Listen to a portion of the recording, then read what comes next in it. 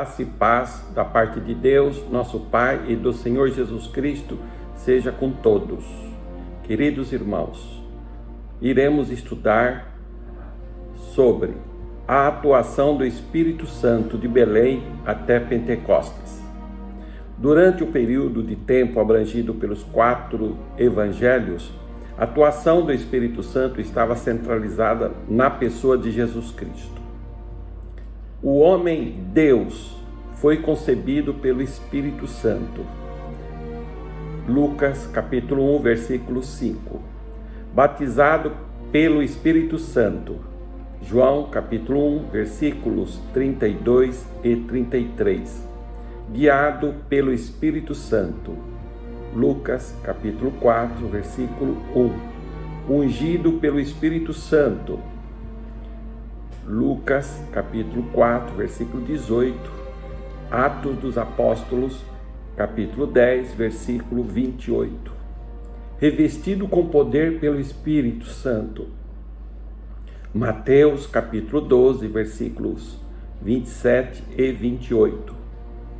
Ofereceu a si mesmo com expiação pelo pecado pelo Espírito Santo. Hebreus capítulo 9, versículo 14. Foi ressuscitado pelo Espírito Santo. Romanos capítulo 8, versículo 11. E deu mandamentos por intermédio do Espírito Santo. Atos capítulo 1, versículo 2. Sem sombra de dúvida, uma das passagens bíblicas que inspiram mais admiração é a que relata o que o anjo disse a Maria: descerá sobre ti o Espírito Santo e o poder do Altíssimo te envolverá com a sua sombra. Por isso, também o ente santo que há de nascer será chamado Filho de Deus. Lucas capítulo 1, versículo 35. Pessoas excessivamente céticas e outras com uma visão muito limitada da ciência zombarão em total descrença, mas o anjo desfez qualquer dúvida quando disse: porque para Deus nada será impossível. Lucas capítulo 1, versículo 37. Para o cristão, qualquer sugestão de que Deus Espírito Santo não seria capaz de concretizar o nascimento virginal é absurda.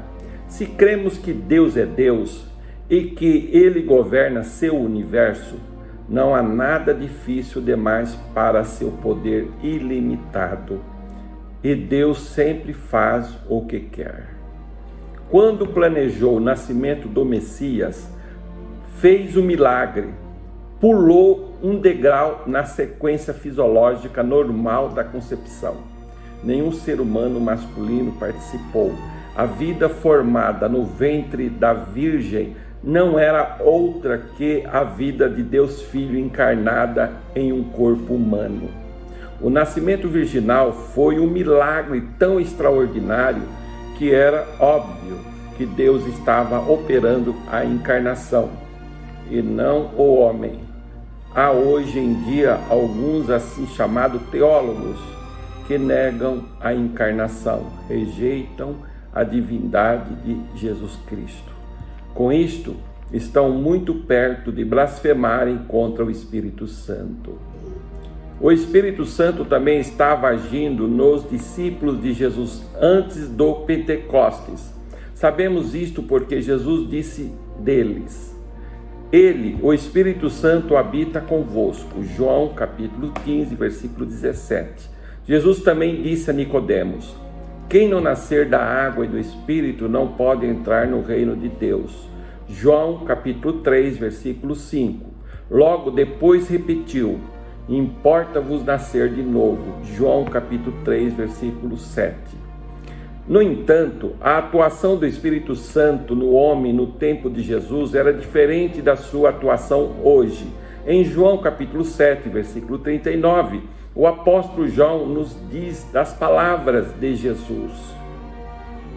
Isto ele disse, com respeito ao Espírito que haviam de receber os que nele crescem, pois o Espírito até este momento não fora dado, porque Jesus não havia sido glorificado.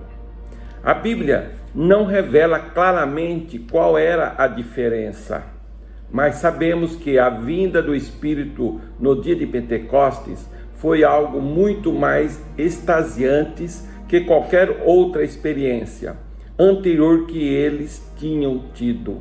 De qualquer forma, vimos que o Espírito Santo estava atuando de diversas maneiras no nascimento e na vida de nosso Senhor Jesus Cristo e nas vidas e no ministério dos seus discípulos.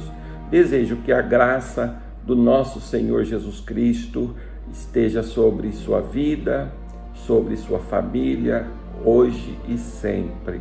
Amém.